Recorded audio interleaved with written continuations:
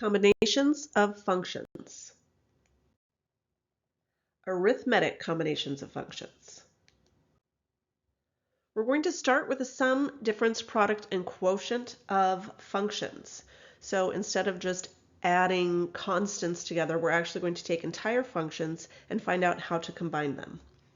So we can add, subtract, multiply, and divide just as we normally would, which of course a sum is the answer to an addition problem, the difference is the answer to a subtraction problem, the product is the answer to a multiplication problem, and the quotient is the answer to a division problem.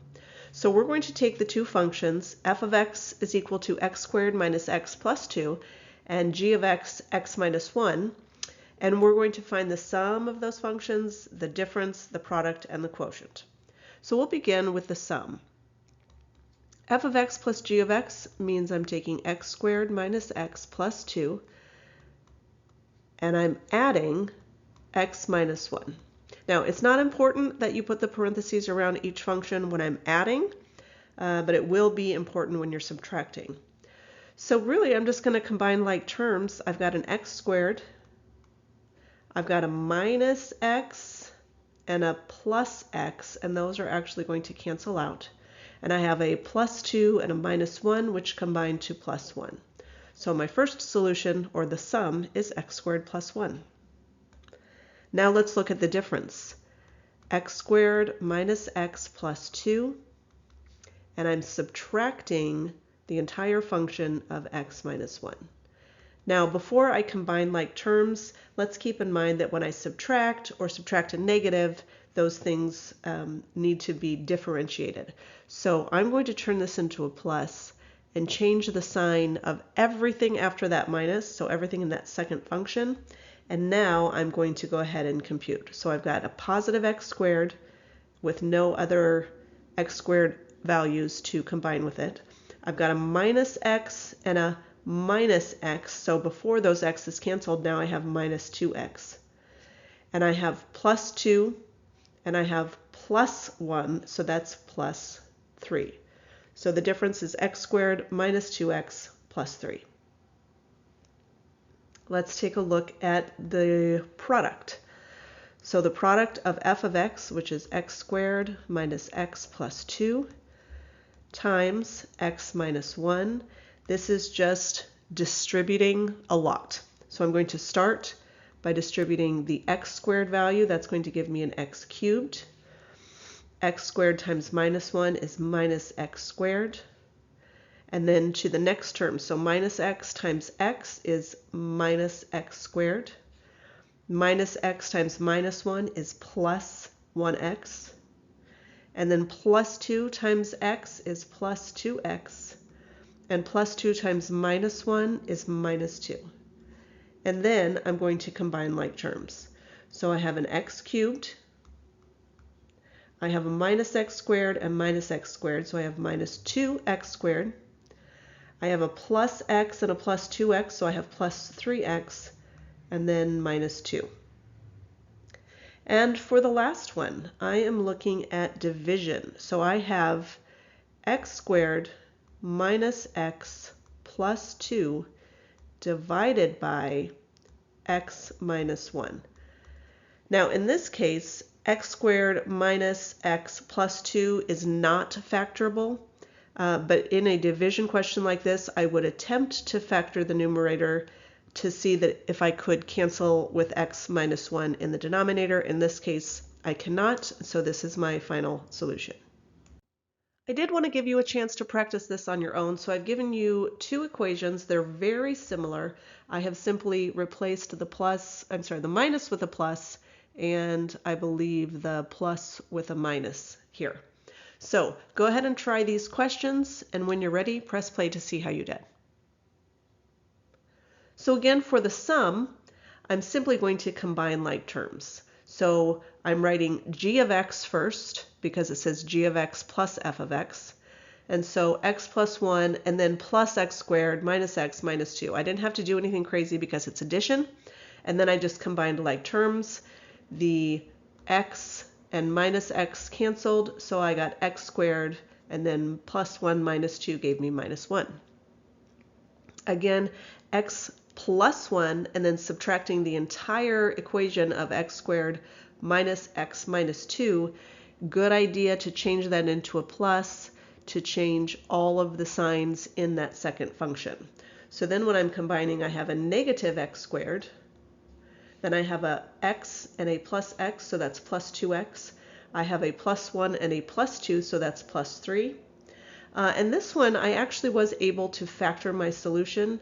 I first took a negative out because we don't like it when that first value is negative. So I called that x squared minus 2x minus 3.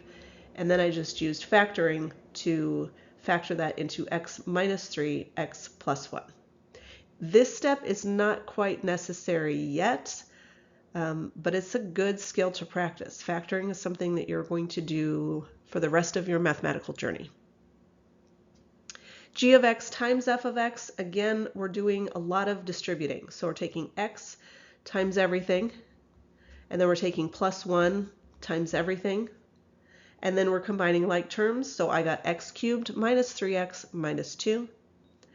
And for the last one, division, I ended up with x plus 1 over x squared minus x minus 2. However, on this one, I was able to factor x squared minus x minus 2 into two numbers with a product of negative 2 and a difference of negative 1, which was positive 1 and negative 2.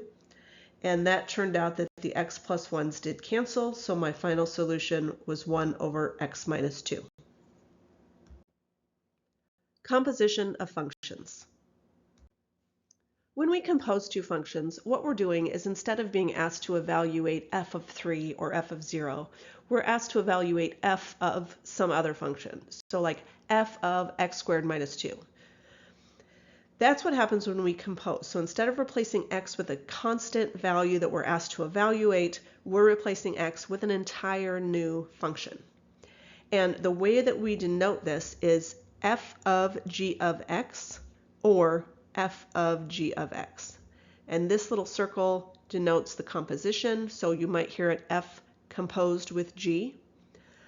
Typically, you're going to see me just say f of g of x. So this first question says find f of g of x, which means find f of g of x. Well, what is g of x? G of x is x plus 1. So really what they're asking me to do is take f of x plus 1.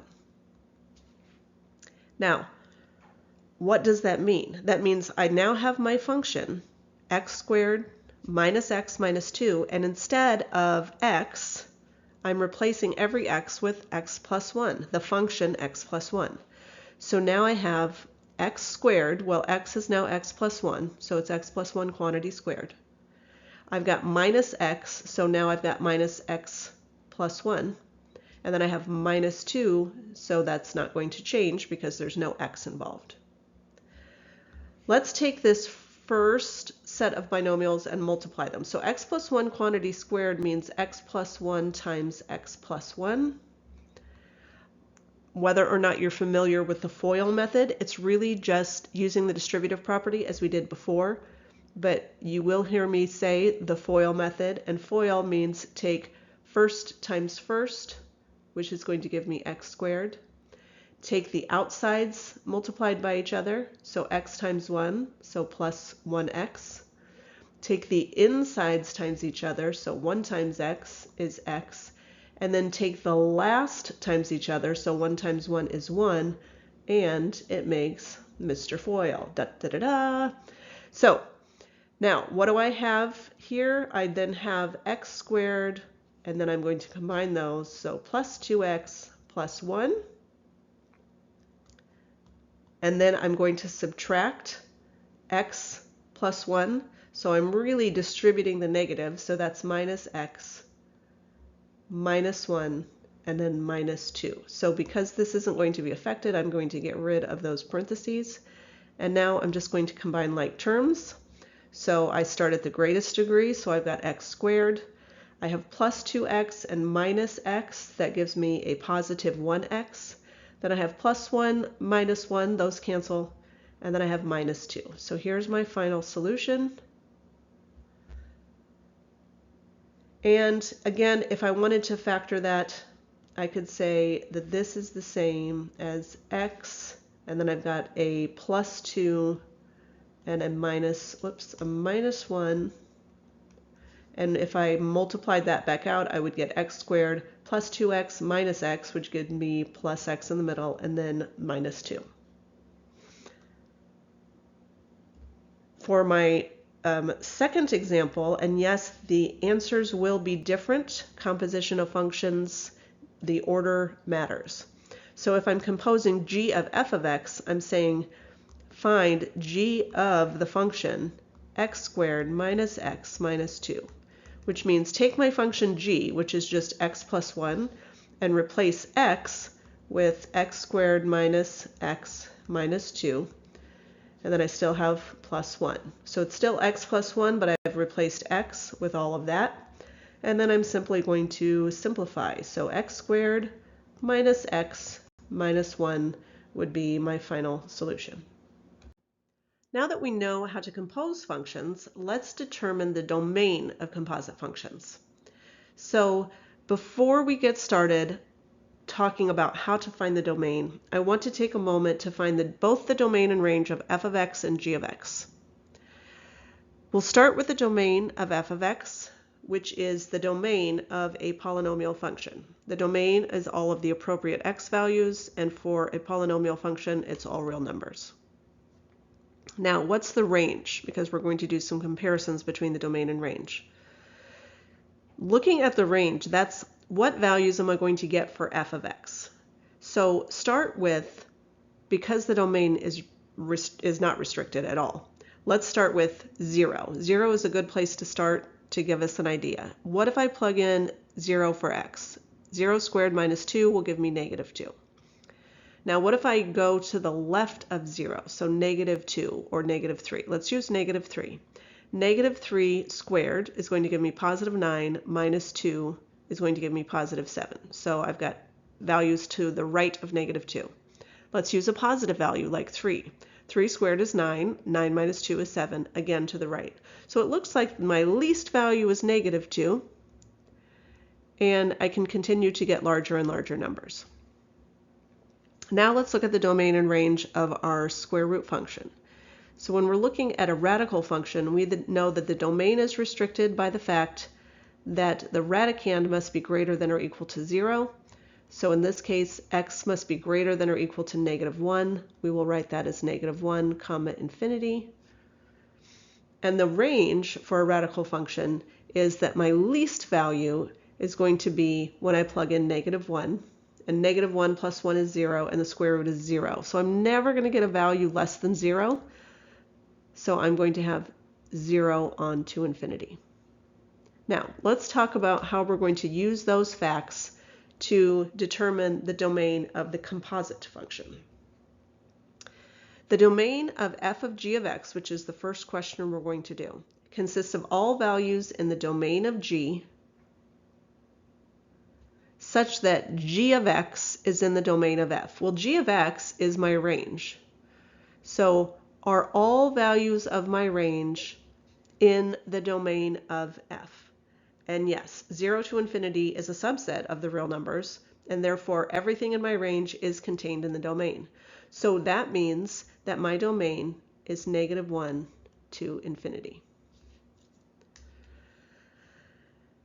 Now let's go in reverse.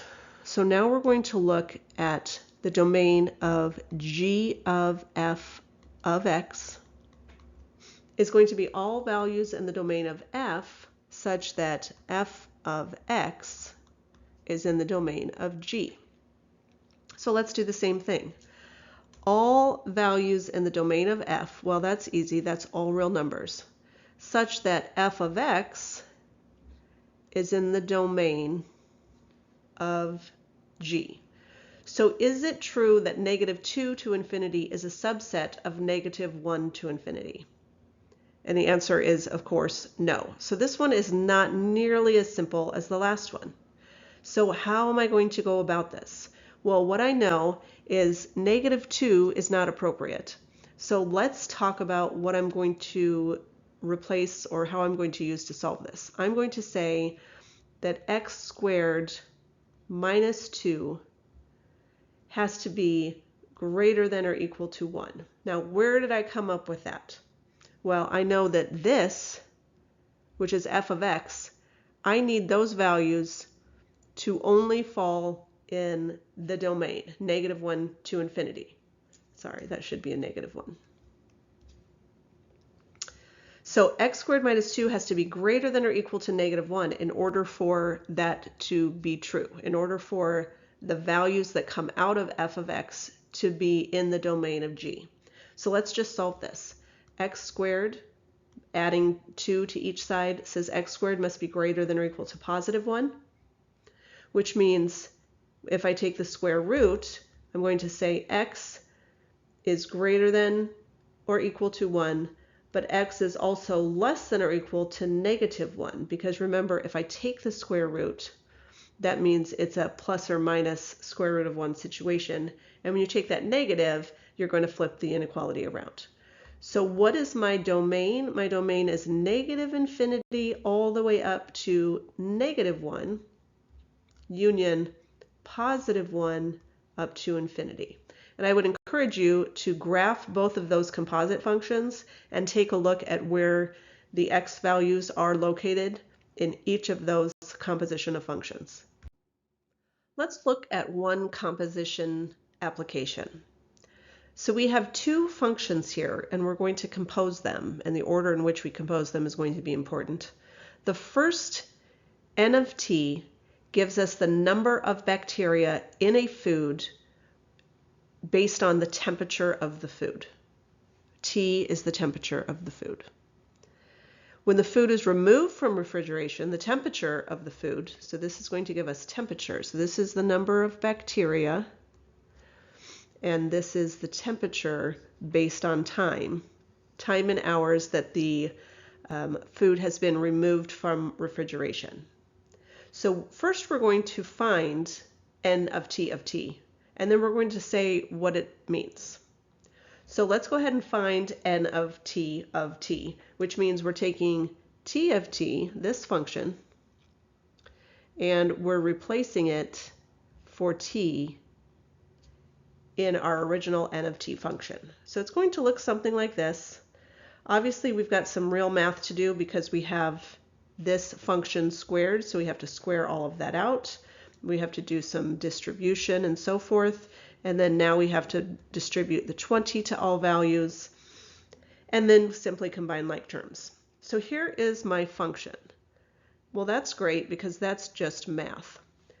But the real trick comes in, what is it that that function is going to tell us? So we're kind of going to work in reverse. T is the time in hours, so that's the input. The output here is the temperature. Okay, let me get rid of all of my other markings because it's getting a little bit ridiculous.